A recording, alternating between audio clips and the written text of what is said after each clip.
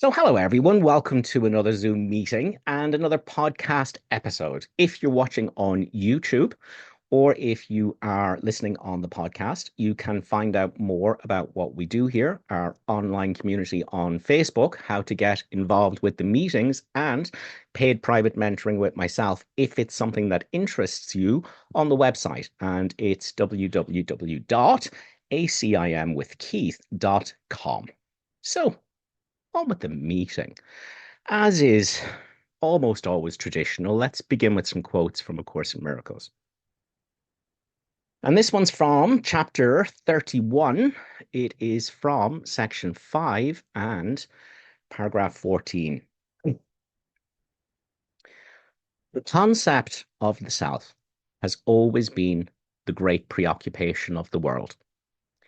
And everyone believes that he must find the answer to the riddle of himself. Who am I? What am I? Salvation can be seen as nothing more than the escape from concepts. It does not concern itself with the content of the mind. So this is an incredibly powerful passage. It's saying what you are is outside of concept. It cannot be touched by thoughts. It cannot be, therefore, described.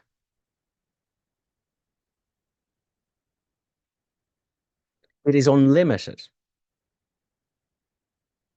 because there's nothing can be said to limit it. That's who you are right now, already, in this moment. Unlimited by thoughts, unlimited by concepts. So the concept of the self has always been the great preoccupation of the world, which means what thoughts will tell me who I am? What thoughts will tell me what I am? And A Course in Miracles is telling us none of them. Not one of them. No thought can encapsulate what you are. No thought can limit what you are. And this entire course is a way to know yourself outside of what can be said, outside of thoughts, untouchable, inviolable, unsoilable by thoughts. That's what A Course in Miracles is all about. So, what is a concept of a self? These are thoughts that tell you what you are. A bunch of thoughts, and you think they can give you information about what it is you are. And A Course in Miracles is saying, no, they can't. Don't be looking to your thoughts to tell you anything about what you are. What you are is outside of thoughts now, already. But you do have a concept of what you are, and that is veiling from you the truth of what you are. There is a bunch of thoughts in your mind that you are mistaking for who you are. They are not who you are. And by letting those concepts go, you discover the light of the world. You discover God's Son. This is the purpose of the miracle, to have this holy instant where you know what you are in the Holy Spirit instead of what the ego tells you with concepts.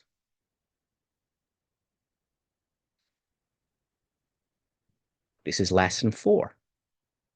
Do not be afraid to use good thoughts as well as bad. None of them represents your real thoughts, which are being covered up by them. The good ones are but shadows of what lies beyond, outside of thoughts. And shadows make sight difficult. The bad ones are blocks to sight and make seeing impossible. You do not want either. So you'll be aware that you've all these thoughts in your mind that say, well, I'm a good person in an evil world and I'm better than most people. And maybe you'll call those good thoughts. Maybe you'll say, I'm a good listener. Maybe you'll say, these are concepts, these are thoughts. You don't want any of these any more than you want the bad thoughts. I'm worthless. Nothing ever works out for me. I never do anything right. Nothing's ever going to be fine. You don't want any of them. Salvation is the escape from concepts, the escape from thoughts. Salvation is no longer believing what your mind tells you you are. Salvation is no longer mixing yourself with thoughts and perceiving yourself as a separate self story made out of thoughts.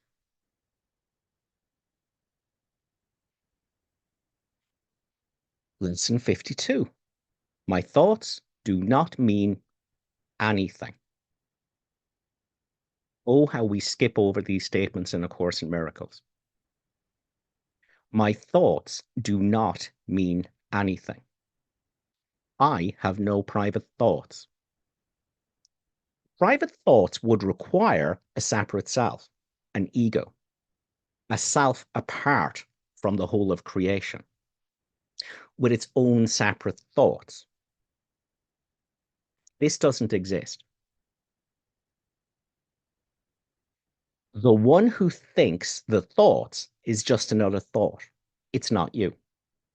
There is no thinker of thoughts. There is just thoughts happening, like breathing, like heartbeat, like digestion. It is simply part of the appearances, part of the world's dream. Body is part of that dream, part of the appearances. Breathing is part of it. Digestion is part of it. Thinking is part of it. It's all part of the appearances.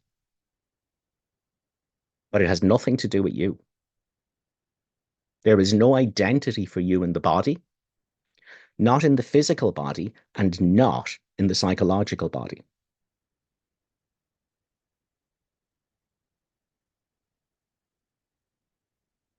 My thoughts do not mean anything. I have no private thoughts.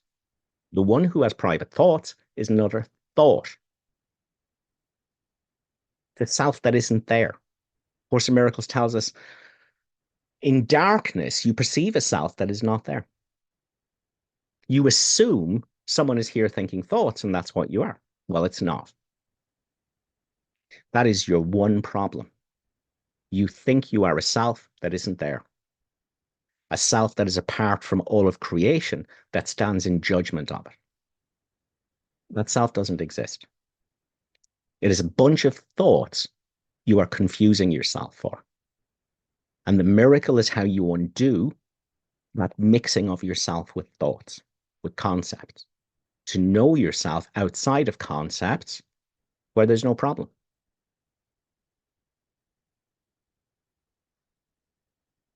What can these thoughts mean? They do not exist, and so they mean nothing. Lesson 52. I don't have to fight them. I don't have to stop them. You know, if I want to learn I'm not a body, I don't have to stop digestion. I don't have to stop breathing. I don't have to stop eating. I don't have to stop the heart pumping. Similarly, to learn what I am outside of thoughts, I don't have to stop thoughts. I have to stop mixing myself with them.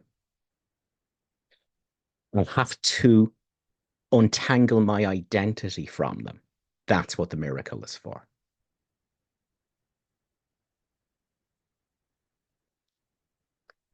Lesson 70. Now we will try again to reach the light in you, which is where your salvation is. You cannot find it in the clouds, thoughts, concepts that surround the light of your beingness. And it is in them, thoughts, clouds, you have been looking for your salvation. It is not there. Oh, this is so important. We all want to dig into the metaphysics and understand it and sort it out into categories and argue with people on the internet and tell them they're wrong. Okay, that's concepts. Those are thoughts. That doesn't mean anything. You will not find who you are in thoughts because there's no identity in thoughts. They cannot help you to know who you are. They will veil from you what you are if you mix yourself with them, if you lose your identity to them, if you are deluded and think you are thinking.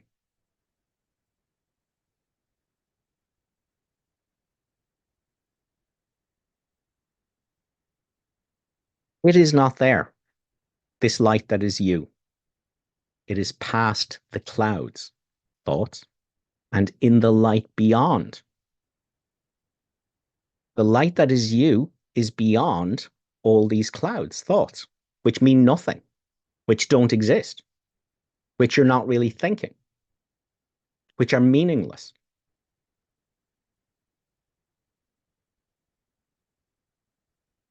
Remember that you will have to go through the clouds before you can reach the light. What does that mean? Catching thoughts. Well, that's a thought. So that doesn't mean anything. What am I? Not a thought. That's just a thought. That doesn't mean anything. What am I? What's outside of thoughts? There's another thought. That doesn't mean anything. What's outside of thoughts? What am I? That's what it means to go through the clouds. To recognize thoughts are just thoughts. They've got nothing to do with you. They have nothing to do with your identity.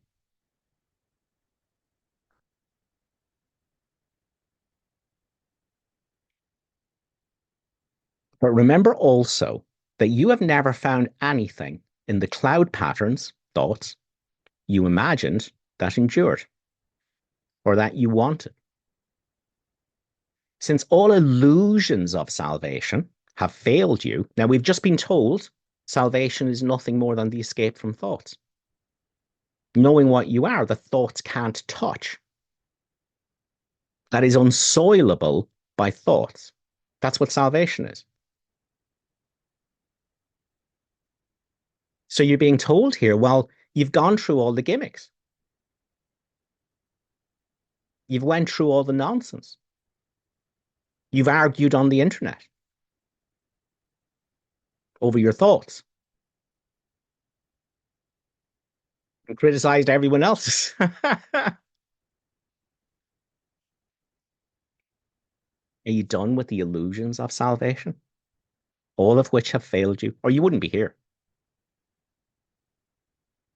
Surely you do not want to remain in the clouds, thoughts, thinking you're thinking, thoughts that are not your real thoughts and that you're not really thinking, looking vainly for idols here, thoughts about who you are. Maybe they're holy thoughts. They're still thoughts. And no thought is about you. And you could so easily walk on into the light of real salvation. What's the light of real salvation? You've been told. It's outside of thoughts. It's beyond thoughts. Thoughts can't touch it. They have no power over it. They mean nothing. Thoughts aren't bad. They're not evil. They're not a problem. They're nothing. Nothing. They're an appearance. They've got nothing to do with your identity. So A Course in Miracles is coming in and going, listen, everything you think you are is a thought. So if I ask you right now to tell me something about yourself, you will give me thoughts. You will give me memories.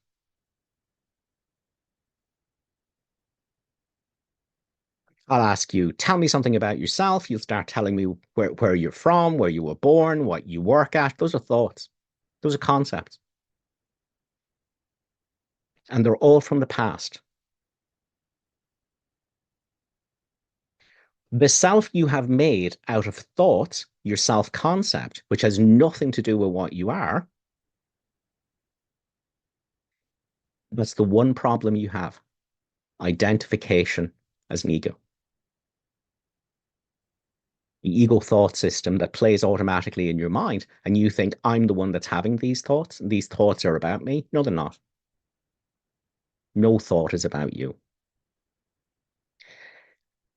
It's about a story, a person made out of stories that you're confusing with who you are. It is not who you are. It is a misidentification, a very painful one. It is not true. It is not what you are right now. It is a dream made out of thoughts. But salvation is the escape from all thoughts. And the experience of the wholeness of God's Son, which is available to you right now, outside of thoughts you're not really thinking and that mean nothing.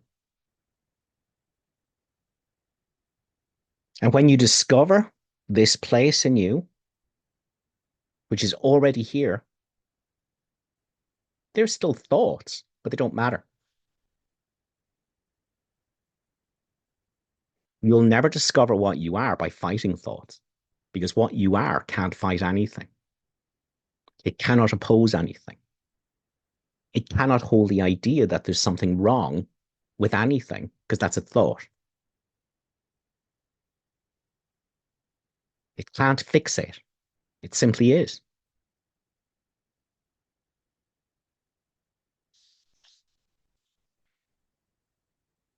Okay, let's take this one, which I think it's lesson 40. It's in the 40s.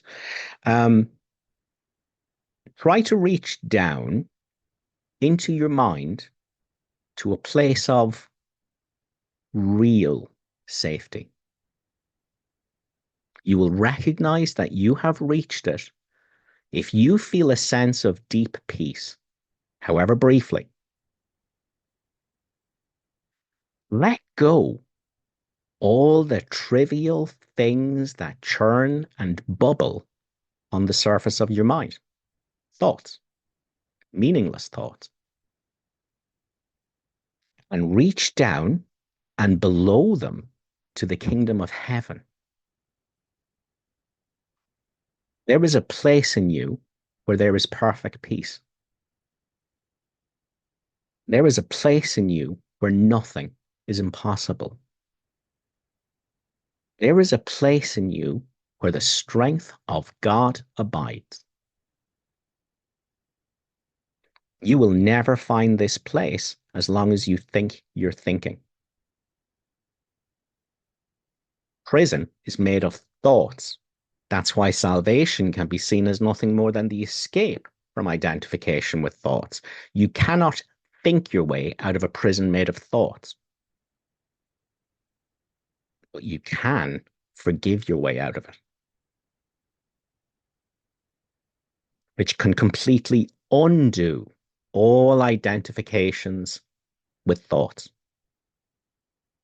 And that's the end of problems. It's the end of suffering. It's the end of the delusion of a separate self story made out of thoughts that you have confused as being your identity when it's not. There is no such thing as a separate self. It is a story made of thoughts, and it's not about you.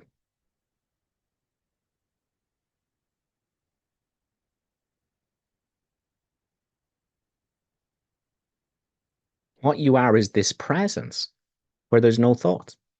That's your identity. It doesn't matter if thoughts are happening. What does that have to do with the presence you are, which is untouched and unsoiled by thoughts?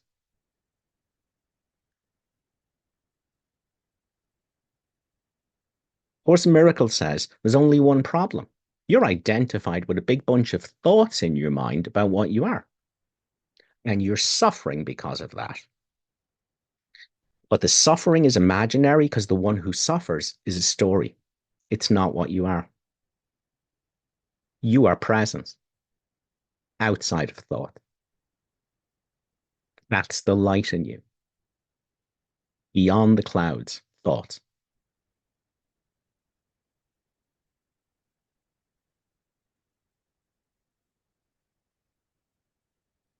This is lesson 131. For several minutes, watch your mind and see. Although your eyes are closed, the senseless world you think is real. Review the thoughts as well, which are compatible with such a world and which you think are true. Then let them go and sink below them, all thoughts, to the holy place where they can enter not. There's your escape from concept. Beautiful.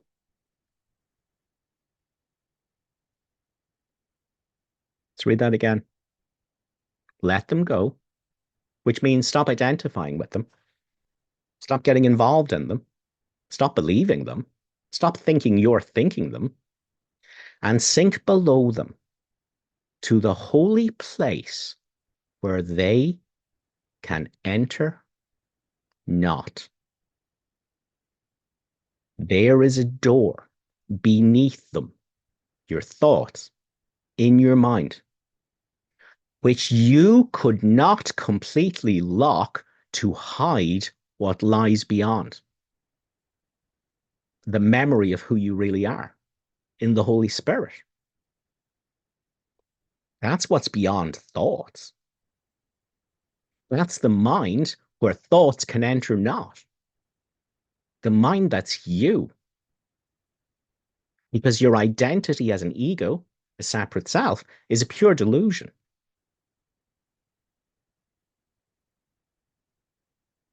It's veiling from you the truth of what you are, the holiness of what you are, the wholeness of what you are.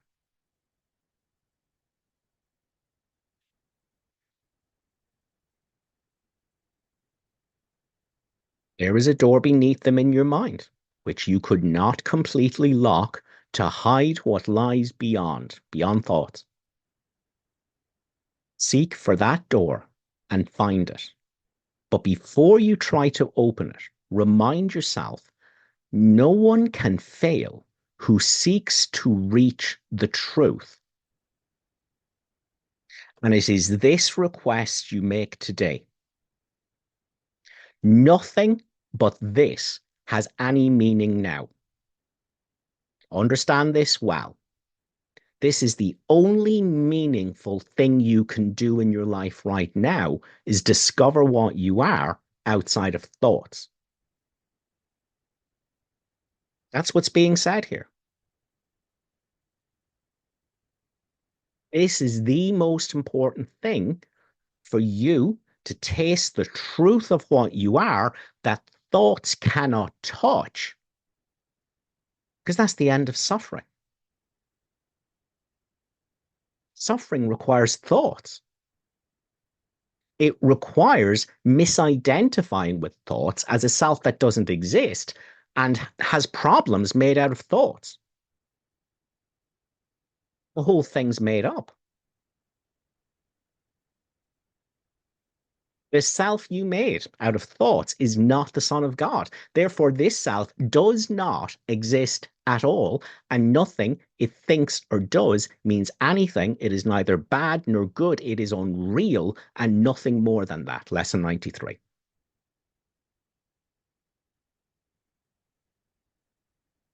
That's the self made out of thoughts. It's not you. All those stories, not about you. They're about an imaginary self, one that's not there. In darkness, you perceive a self that's not there and think it's you. Course in Miracles tells us, you have no problems, but you think you do. You've lost yourself to the virtual reality world of thoughts. Thought is the architect of the matrix, the architect of the illusion of separateness, sin, guilt, and fear. Outside of thought, that's not here.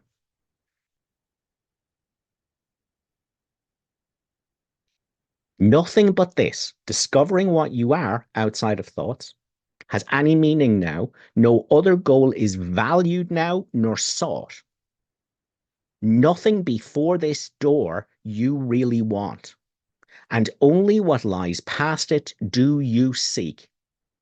Put out your hand and see how easily the door swings open with your one intent to go beyond it. Angels light the way so that all darkness vanishes, and you are standing in a light so bright and clear that you can understand all things you see. A tiny moment of surprise, perhaps, will make you pause before you realize the world you see before you in the light reflects the truth you knew and did not quite forget in wandering away in dreams. What are the dreams? Thoughts. Thinking you're thinking. Mind wandering. Believing in a self made out of thoughts that isn't you.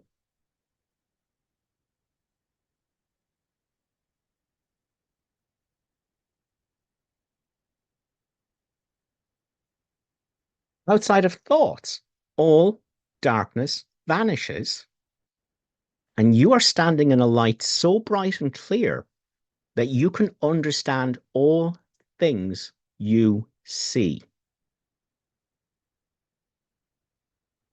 I'm not going to guarantee you that you're going to have this experience right now. I am going to guarantee you that you can experience what you are outside of thoughts, but your job is to stay there. Realizing that everything you ever thought you were is made out of thoughts. It's not real. It's a story. It's got nothing to do with what you are. There's no identity in it. When you realize that, your job is to stay here outside of thoughts. If you do that, you will have an awakening. And that's what that passage is talking about. If you remain outside of thoughts, you stop getting involved in them. Stop taking them seriously. Stop believing them. Stop mind wandering in them.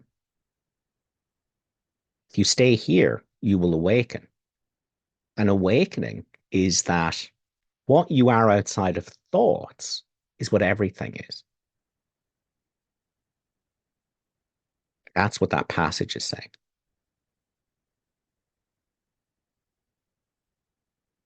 When you've undone your identification as an ego, a separate self, a delusion made of thoughts about no one, when you've undone that and tasted the truth of what you are, and you stay there, the real world starts to reveal itself. What you are is what everyone is. Only thoughts ever said otherwise, and none of them are true. Outside of concepts, the forms, the broken pieces seem to mean nothing, for the whole, one Son of God is the truth of all of them. The whole is in each one, and every aspect of the Son of God is just the same as every other part.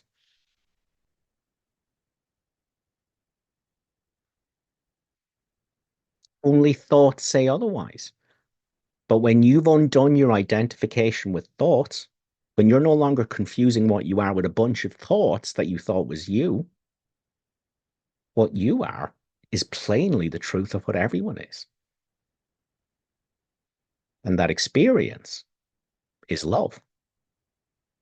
Love is the absence of the sense of separateness, otherness. That's what love is.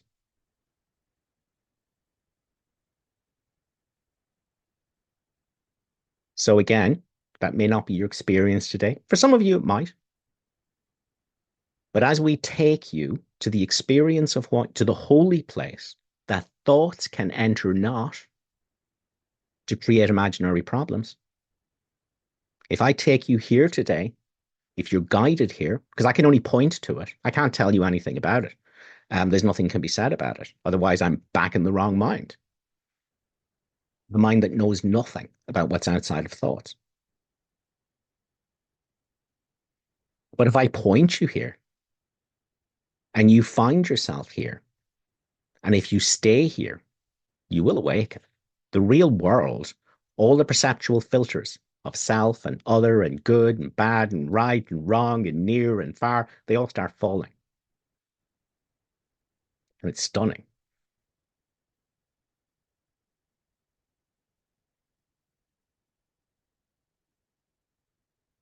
And you need to understand what A Course in Miracles is saying. You already are as God created you. You just think yourself into something that doesn't exist, that has problems, that is separate, that is apart from everything and everyone else, including God. It doesn't exist. It's a bunch of thoughts you think is you. It's not you.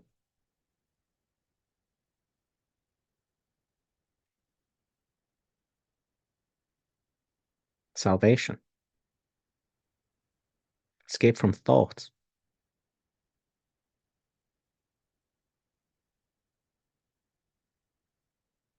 Lesson 248. I have disowned the truth. Now let me be as faithful in disowning falsity. Whatever suffers is not part of me. What grieves is not myself. What is in pain is but illusion in my mind. What dies was never living in reality and did but mock the truth about myself. Now I disown self-concepts and deceits and lies about the Holy Son of God. Now am I ready to accept him back as God created him and as he is.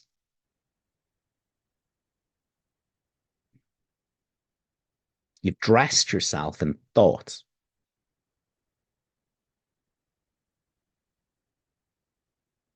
The Holy Son of God is dressed in thoughts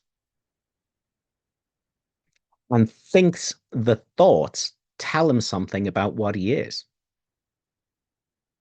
and has him perceive himself as something imaginary, an ego, a separate self,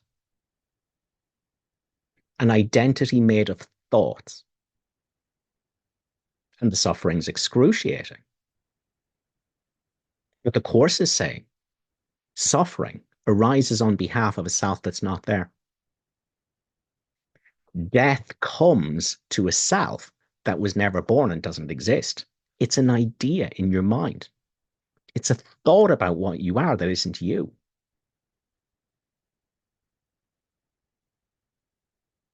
Thoughts. That's all. Thoughts.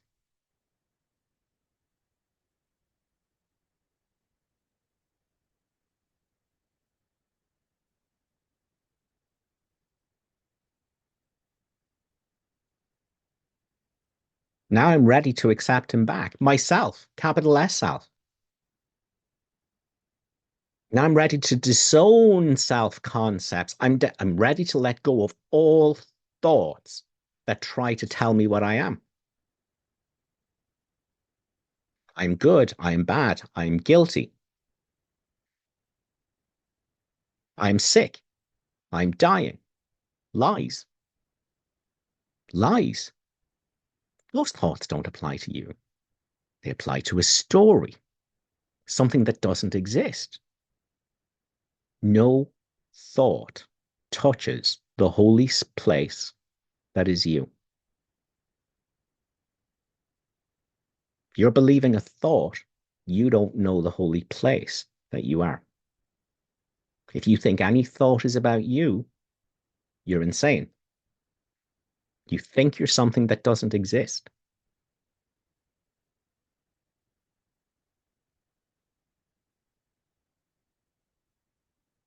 Chapter 4, Section 2, Paragraph 2. Everyone makes an ego or a self for himself out of thoughts, which is subject to enormous variation because of its instability, because it's made out of thoughts. Thoughts are changing all the time, so your sense of who you are is changing all the time. They're thoughts. They've got nothing to do with what you are, which is unchanging. Changelessness.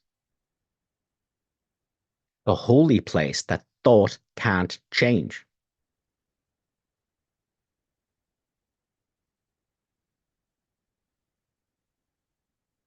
He also makes an ego for everyone else he perceives, which is equally variable.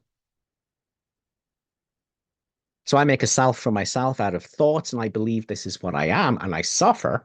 But the minute I do that, the minute I've attacked the holy place that thought can't touch, my identity in the Holy Spirit, the minute I've attacked that to mix myself with thoughts and stories and misperceive myself, I must look at you, the changelessness, the holy place, and I must attack it now in you to see you as a self made out of thoughts. See you with a past made of thoughts, with a future made of thoughts, with a personality made out of thoughts. Having attacked the holy place in me that thought cannot soil, I now attack that holy place in you and see you as a bunch of thoughts.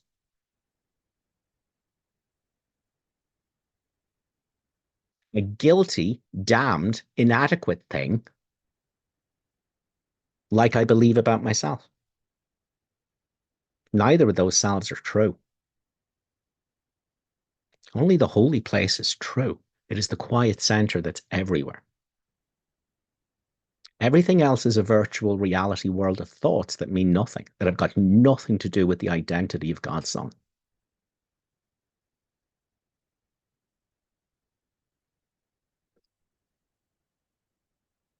He also makes an ego for everyone else he perceives, which is equally variable. Their interaction is a process that alters both because they were not made by or with the unalterable. They're just thoughts. It is important to realize that this alteration can and does occur as readily when the interaction takes place in the mind as when it involves physical proximity. Because your thoughts about who someone is, that's not who they are. But your thoughts about them is constantly changing. And as you think different thoughts about them, you think different thoughts about yourself. And as you think different thoughts about yourself, you think different thoughts about them. They're all thoughts. It's all nonsense. None of it's true. There's no escape from concepts. You're in the matrix where separateness is constructed out of thoughts, the separateness delusion, the separateness illusion.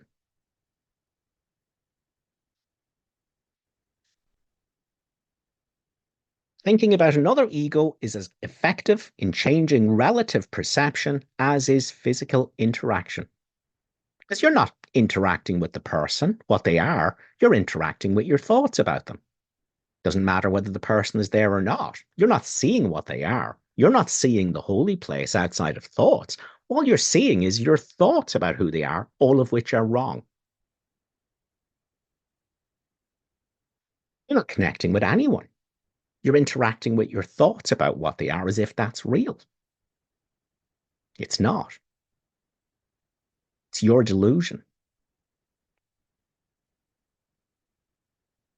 And the next line, there could be no better example that the ego is only an idea and not a fact. Thoughts. Your separate self delusion and your delusion that everyone else is a separate self, that's not fact.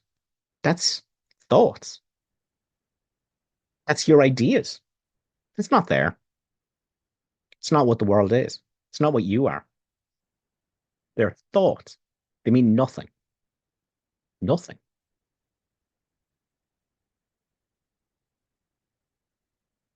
And so lesson 189, simply do this. Be still and lay aside all thoughts of what you are and what God is. All concepts you've learned about the world. All images you hold about yourself. Thoughts. Empty your mind of everything it thinks is either true or false or good or bad. Thoughts. Of every thought it judges worthy and all the ideas of which it is ashamed. Thoughts about thoughts. Hold on to nothing. Do not bring with you one thought the past has taught, nor one belief you ever learned before about anything. Thoughts, meaningless thoughts. Forget this world, forget this course, and come with wholly empty hands unto your God.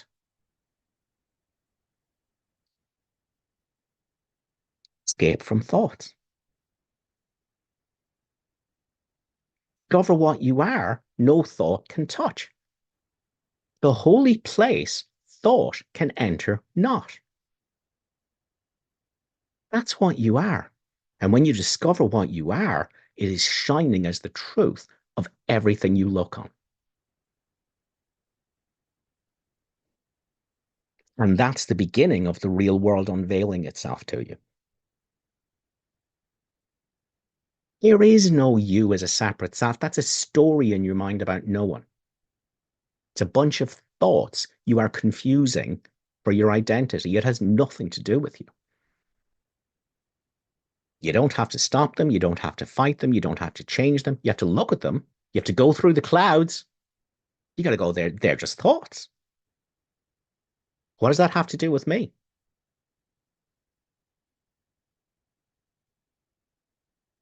What does it have to do with me?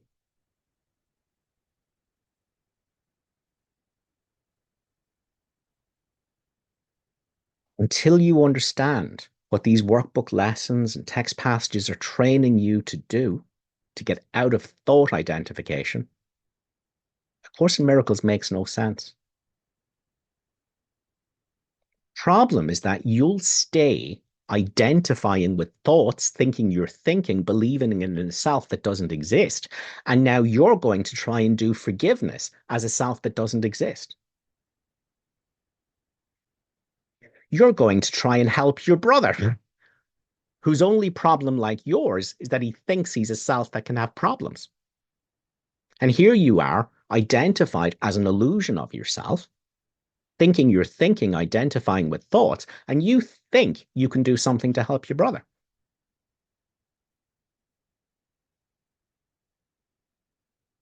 No,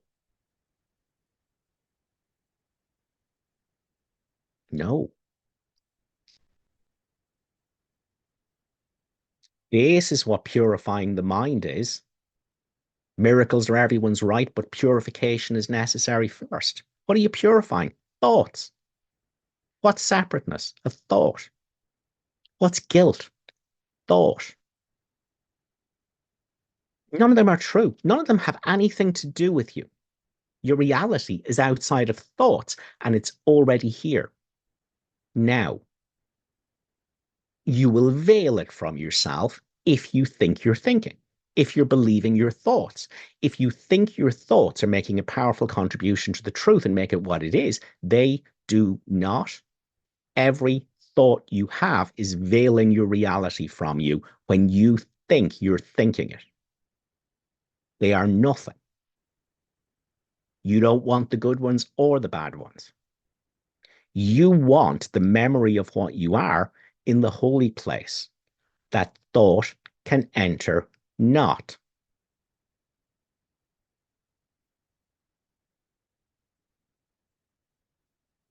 As you heard from the passage, Course in Miracles is a big book of concepts on how to let go of all concepts, including the Course.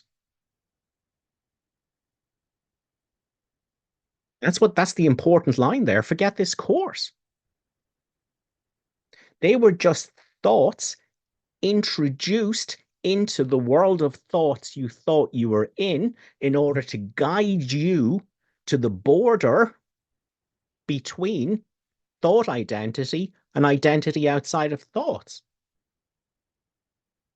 Here's these right-minded thoughts introduced as a correction into the world of thoughts to bring you to the door. And once you're at that door, you let them all go. To be the holy place, to be the quiet center, and to see the quiet center that is you shining as the truth of everyone else.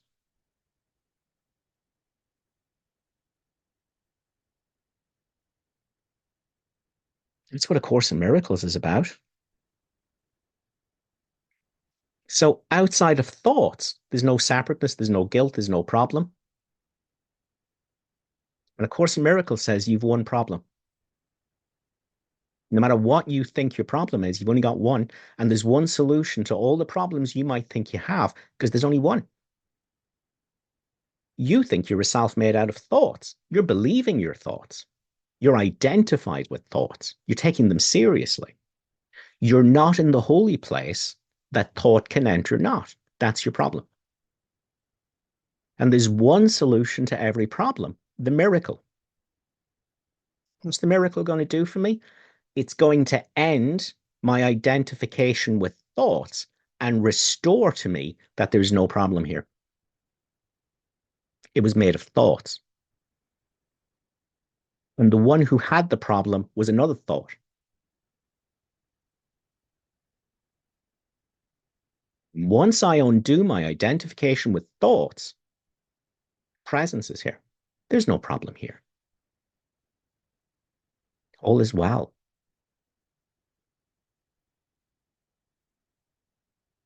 I'm no longer misperceiving myself. And I look out on the world and I no longer misperceive the world as being full of separate selves. Guilty the lot of them. The cause of my problems. You fixed your misidentification with thoughts. You know what you are outside of thoughts. That isn't thinking. That thoughts can enter not. And having looked within and seen the memory of what you are in the Holy Spirit, you now look without and see that as the truth of everyone else. That's your holy instant. That's what you're working towards. But if you want to have a holy instant, you can't think your way into it. That's the trap. That's the prison. That's the maze. That's the matrix. The mind is fragmenting, apparently fragmenting what's here. It's slicing it up and dicing it up into self and other, near and far, me and you, me and God, concepts, thoughts. That ego mind is the trickster, the thinking one. The thoughts you confuse with who you are, that you think you're thinking, that you're not thinking. Because you already are as God created you. Unless you're believing thoughts, unless you think they're valuable, unless you think they mean something, that they're real, they are nothing.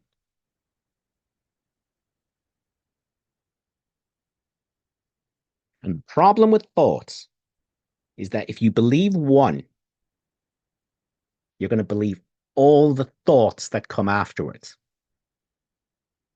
Believe one thought and you're into a thought stream in the matrix.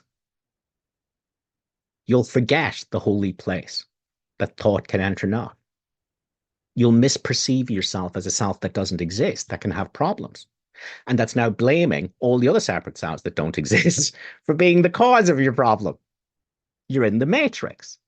You've gone unconscious. You're asleep. And you're dreaming. The dream is made of thoughts. And the holy place is a distant memory. You're in the virtual reality game, thinking you're the game character made of thoughts, in the world made of thoughts, interacting with other game characters made of thoughts. You're asleep. And that's foolproof, except for the miracle. You can look at the entire activity of the mind And remember, that's not me. Nothing thoughts are doing is me. Nothing. And you can forgive them. You can witness what they're doing with no judgment, without a story about them, without thoughts about thoughts. You can witness. You can forgive. The minute you do that, your mind has changed. Your identity has shifted. You're not a person made out of thoughts anymore. You are presence. That egoic mind, all those thoughts, it's all judgment.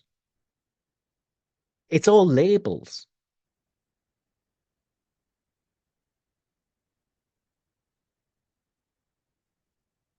It is the unforgiving thing. It can't forgive. It can't look without a judgment at anything. And the minute you witness what the mind is doing with no judgment of it, it isn't you. You're not that mind anymore. You're not deluded that you're that mind anymore. That mind can't look at anything without a story, without a judgment. What looks at the unforgiving thing, that mind you mistake yourself for, what looks at the activity of that mind, the unforgiving thing without judgment, with total forgiveness, cannot be the unforgiving thing. It is the holy place where thought can enter not. That's the miracle. It's how you exit the dream of the me made of thoughts and stories. If you're in that dream, that virtual reality world made out of thoughts, you will suffer. Not in the beginning. You'll go, these thoughts are no harm. All right. No problem with having these few thoughts. And suddenly you believe all the thoughts after it. So it starts off and it seems like heaven, seems like this is a really good thing. Thoughts are my friend, they're fabulous. And then it doesn't take very long for it to descend into hell.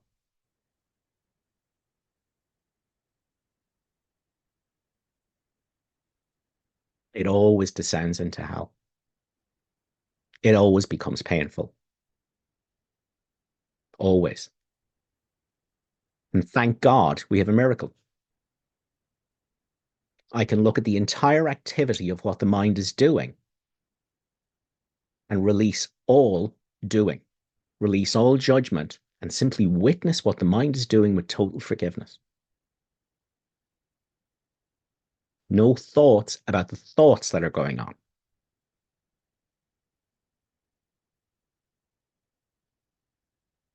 Only the holy place can do that.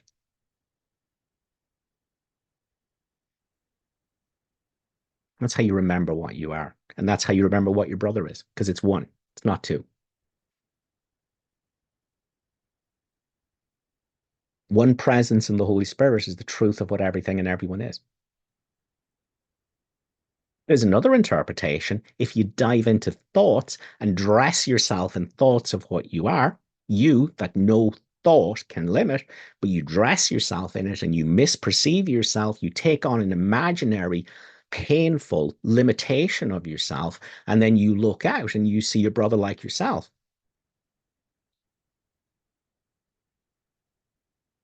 You exit thoughts, and what you are outside of thoughts is what your brother is. Doesn't matter what he thinks he is, you know what he is. And it's what you are. The holy place, the quiet center.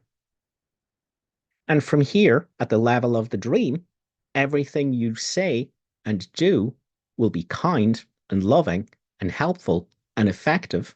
It will not be the reaction of an imaginary separate self made out of thoughts. It will be a response from the thinking of all the universe. It will be the Holy Spirit's response to what's happening in the dream, and it will be for the highest good of every single person involved. Not one, not some, but all. And it will be automatic. It will happen through you, and you'll have no investment in it. Because you know everything's already fine in the holy place, outside of the matrix of thoughts, which is delusion.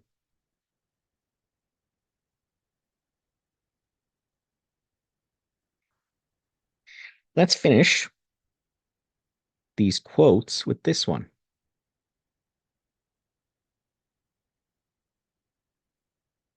Bear with me when I look it up.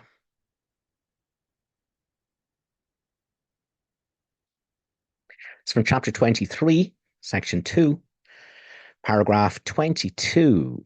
Brother, take not one step in the descent to hell. Don't believe one thought.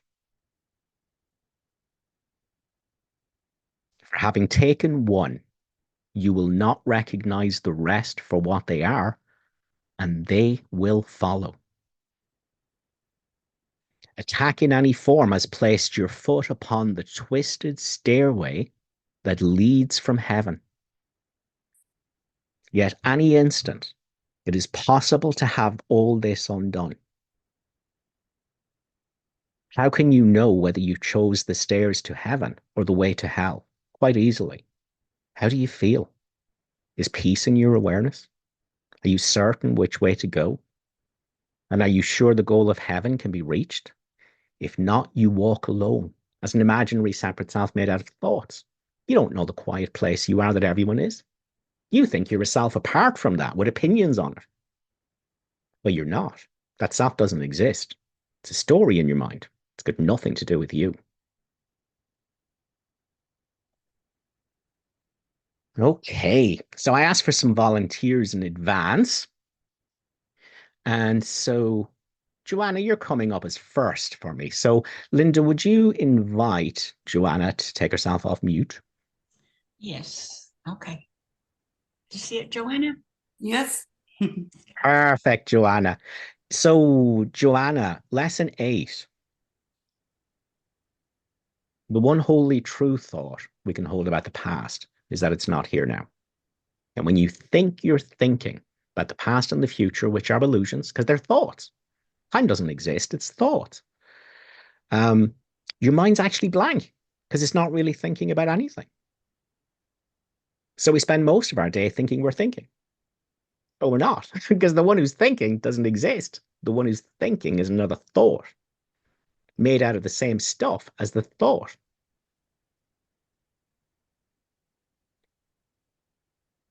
So, Joanna, Yes. without any stories, any thoughts from the past, or thoughts from the future, thoughts about the future, can you find any evidence of yourself as a person, as a separate self? No. Pure existence. Mm-hmm. Well, and even that's a thought. Um, so what do you find? Presence. Okay. Now, tell me about the present. For me, it feels like just being Yeah, I observed am. and yeah, not in relation to any chronology. Just Okay, good. Yes, it's outside of time. It has to be, because time is made by thoughts. So what's outside of thoughts cannot be in time, cannot have a past or future. It would require thoughts. So this presence that you are, is there anything wrong with it? no, Is there anything missing in it? no, Is there anything to want in it? no, Has it ever been wounded? no, Can it be? no, Does it have a past or a future? no. Can I it think die? Yeah, I just thought maybe a future, but that's a thought. It's a thought, yes. There's no future, there's just now. And can it die? No. No. Um, so Course in Miracles says, live here. Okay. Now, if you find yourself suffering, your one problem is you don't know that this presence is what you are and what everyone is. You have left the holy place that thought can enter not. You have mixed yourself with thoughts, made up a self that doesn't exist, with problems made out of thoughts, and you're blaming other selves that you're making out of thoughts for the problems that you've made out of thoughts for the self that doesn't exist. That's your one problem. And the miracle is how you undo your belief in a self that is not the Son of God, and nothing it thinks or does means anything. You undo your delusion. You undo your misidentification as an imaginary separate self, and you come home here. Yes. I took a few notes while you spoke. Should I share them now or raise my hand again? Okay, shoot, let's have them. I really loved your talk today, and I'm really glad that I raised my hand today. Cool, good. Um, I'm joining since 3 months roundabout, and I really loved when you said thoughts about thoughts. That Yes, really made me smile. that's the further footsteps into hell. So, So, brother, take not one step on the descent to hell, believing a thought, thinking I'm thinking, or they'll all follow. I'll start having thoughts about the thoughts and thoughts about the thoughts about the thoughts. And the holy place is completely out of my awareness. It's yeah, veiled from me by the activity of thoughts and my identification with them. But here's a question for you, Joanna. From this place of presence, thoughts are still happening, but do they matter? yeah. No, not really, because you said also prisons are made out of thoughts. You cannot think your way out of it. No. And then you said forgive your way out of it. Only And way out. I really loved because I felt like thoughts are passive Mhm, and forgiveness is active. It's called forgive. mhm, So acceptance, that's an active state. mhm. And that really resonated with me. And then I also wrote down a question. I think you parts of it you already answered. That's funny. I think that's the way it goes.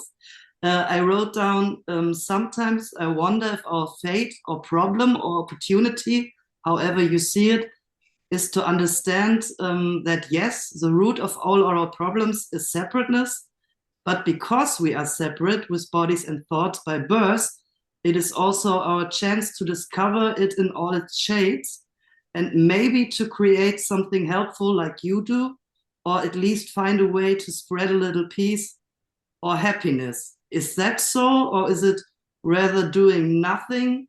And so being, yeah, also doing nothing, so to speak, is it not important? And you talked about it today that I'm good or helpful or bad, so a harming person. Is that not important at all, or is doing nothing and getting out of thoughts automatically um, reaches to being helpful or being more kind? Yes, it does. Okay, so this is the misunderstanding. Everyone, and you see, because again, thoughts, the mind's defenses to stop you staying in the holy place.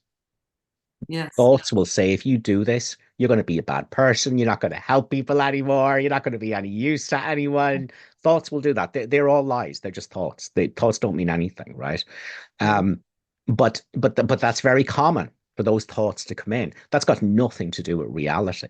The reality is that when you can use the miracle to remember your true nature, but what is the memory of your true nature in the Holy Spirit? And you experience this as what your reality is. And you know this is the reality of everyone else. Um, Now it is seen that the only meaningful thing to do whilst you're here is to convey the truth of this love to everyone else.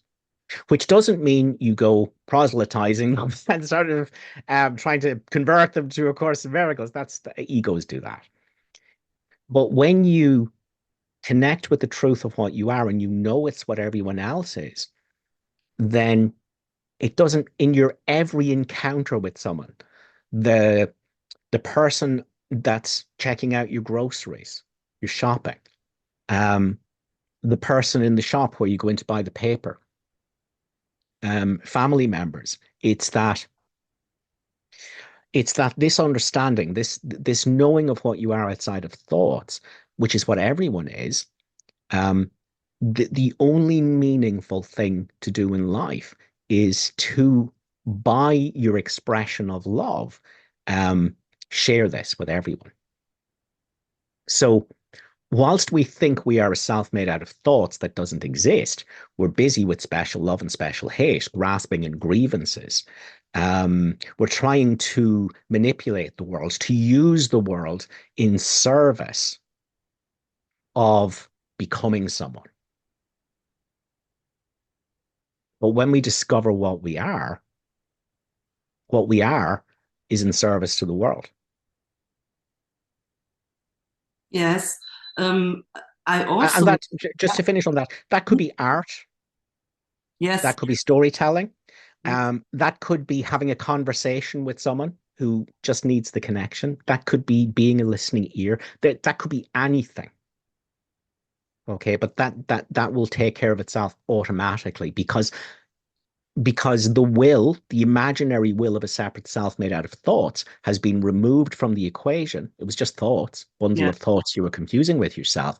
And now the thinking of all the universe automatically operates through you, that which is in the best interests of everyone. That's automatic.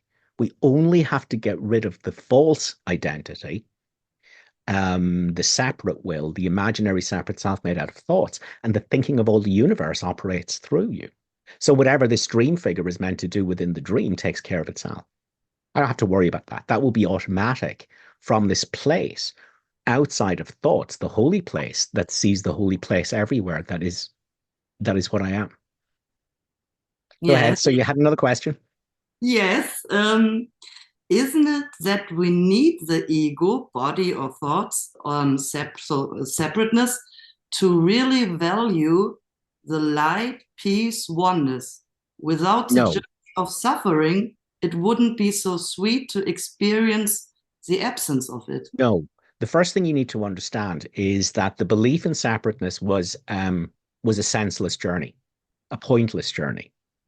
So there's and it's right-minded, but it's not ultimately true. There's a right-minded way of looking at it, going, well, in order for us to really value what we were, we went on this, mission to like forget what we were and remember what we were, and it's all going to be fabulous. And somehow heaven, which is already perfect, will be made more perfect by this. Yes, yes, yes.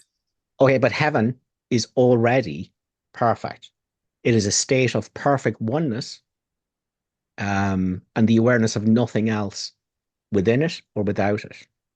And heaven is already perfect. And when there is the undoing of the ego and the ego's world completely, there will be no memory of Ah, the detour into fear. It will not add to heaven because nothing can add to heaven. And in truth, none of this has ever happened. It's just made out of thoughts. yeah. Can the light of salvation create thoughts? Yeah.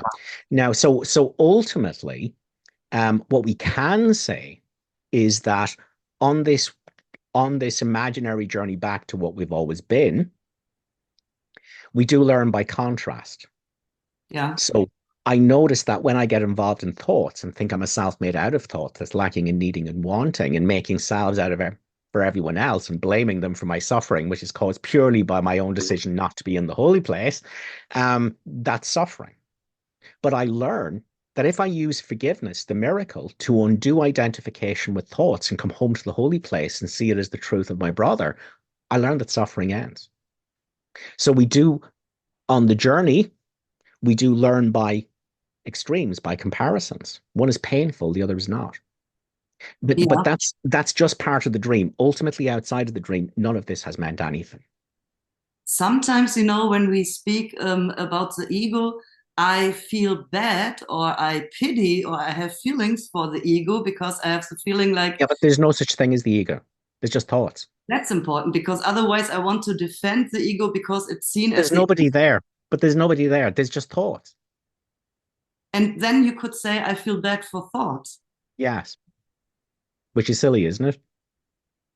Yes, but when thoughts exist in a way, but they are not traceable. But we all know we have them, but Yeah, but nobody has ever yeah, but seen they're them. just thoughts. They're just thoughts. We don't have to turn them into a person. We don't have to turn them, we don't have to anthropomorphize them. We don't have to, there's just thoughts. Can we not somehow free them and make them into something beautiful? Yeah, but that's ultimately what happens. Ah, See, when if you do what I'm saying, yeah.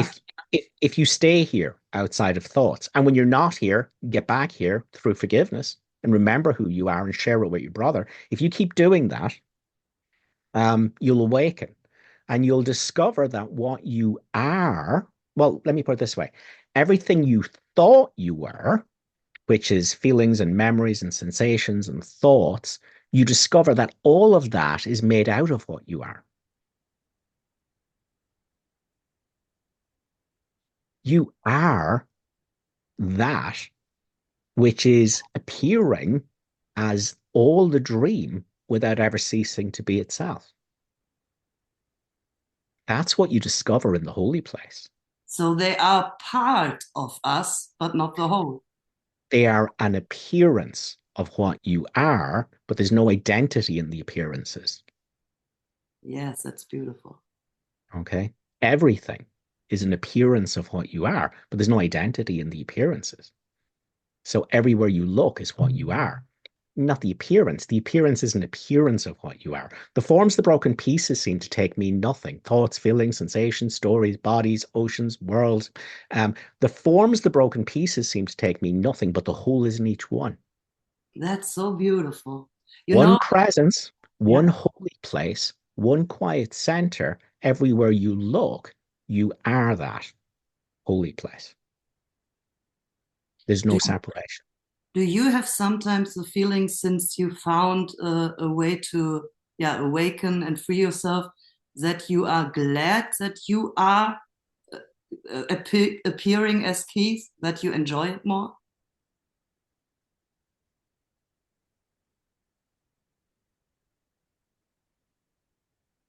No, identity shifts to what you are.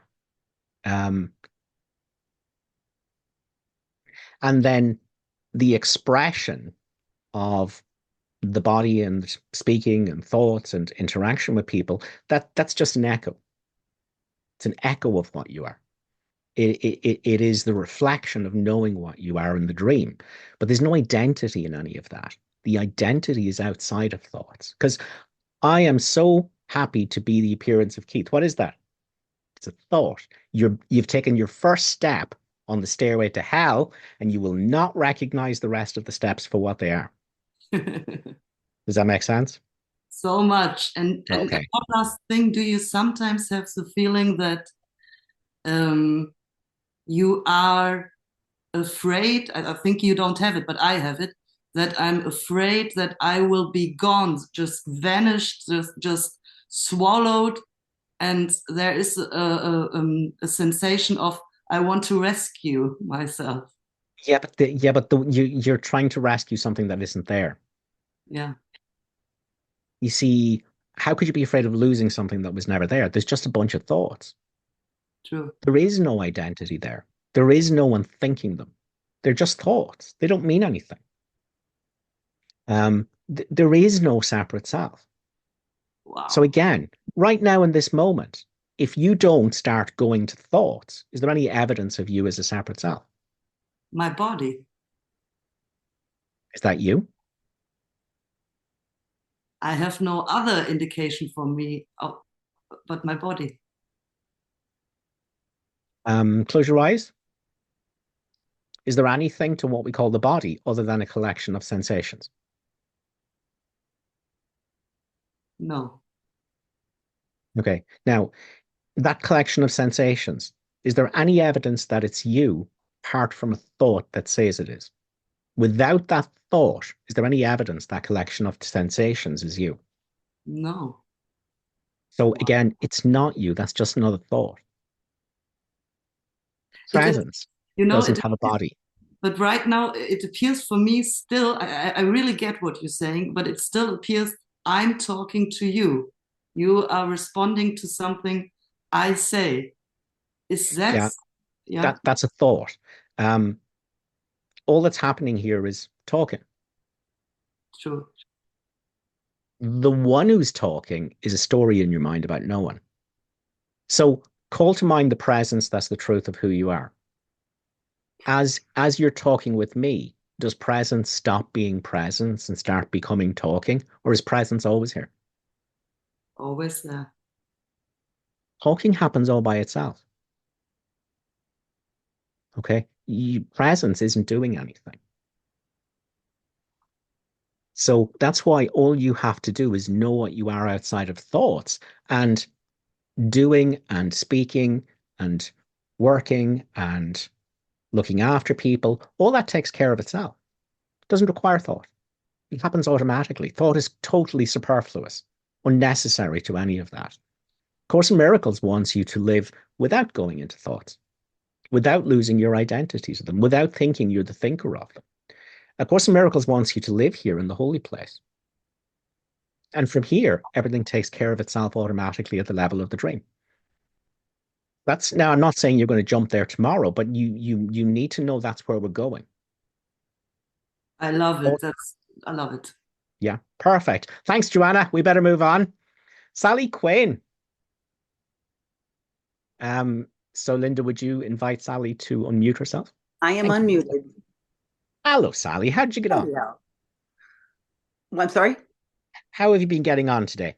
Everything is going very well today. Thank you. Okay, good.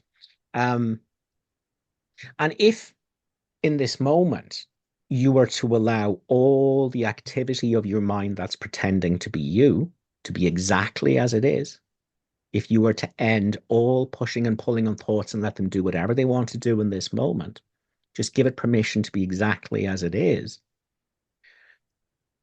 And even the thoughts that are going, oh, I need to understand this and I'm being asked to do, just let them be exactly what they are. Just forgive them being there. Totally forgive thoughts being there. Tell me what's here in this moment.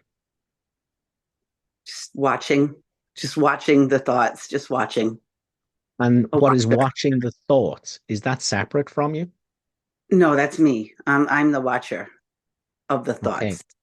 And within this watching, is there anything missing? No, Is there anything lacking? no, Is there anything to need?